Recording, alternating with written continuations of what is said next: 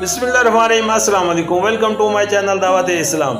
मैं हूँ आपका दोस्त शफकत अली ऑफिशियल। उम्मीद करता हूँ कि आप सब लोग ईमान के आला दर्जे पे होंगे। सूरत आल इमरान की आयात नंबर 37 का तर्जमा।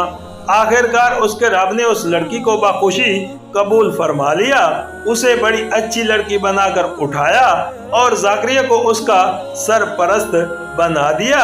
ज़ाकरिया जब कभी उसके पास मुहर्रम में जाता तो उसके पास कुछ न कुछ खाने पीने का सामान पाता। पूछता, मरियम ये तेरे पास कहाँ से आया? वो जवाब देती, अल्लाह के पास से आया है, अल्लाह जिसे चाहता है बेहिसाब देता है। सूरत आल इमरान हाशिया नंबर 35। अब उस वक्त का जिक्र शुरू होता है जब हजरत मरियम सन रशद को पहुंच गई और बैतुल मुकद्दस की इबादत का हैकल में दाखिल कर दी गई और जिक्र इलाही में शब और रोज मशगूल रहने लगी। हजरत ज़ाकरिया जिनकी तरबियत में वो दी गई थी, गालबन रिश्ते में उनके खालू थे और हैकल के मुजावरों में से थे। ये वो ज़ाकरिया नबी नहीं है जिनके कत्ल का जिक्र बाइबल के पुराने अहदनामे में आया है।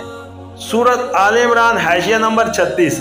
लफ्ज़ मुहर्रम से लोगों का ज़हन बिलअलूम उस मुहर्रम की तरफ चला जाता है जो हमारी मस्जिदों में इमाम के खड़े होने के लिए बनाई जाती है, लेकिन यहाँ मुहर्रम से ये चीज़ मुराद नहीं है। सुहामा और कैसों में असल इबादतगाह की इमारत से मतसल सतह ज़मीन से काफ़ी बुलंदी पर जो कमरे बनाए जाते हैं जिनमें इबादतगाह के मुजावर खुदाम और मतकफ लोग रहा करते हैं, उन्हें मुहर्रम कहा जाता है। इसी किस्म के कमरों में से एक में हजरत मरियम मतकफ रहती थी।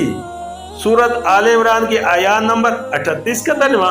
ये हाल देखकर ज़ाकरिया ने अपने रब को पुकारा, परवरगार अपनी कुदरत से मुझे नेक औलाद अता कर, तू ही दुआ सुनने वाला है।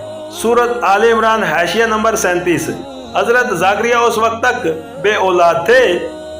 उस नौजवान सालियो लड़की को देखकर फितरन उनके दिल में ये तमन्ना पैदा हुई कि काश अल्लाह इन्हें भी ऐसी ही नेक औलाद अता करे।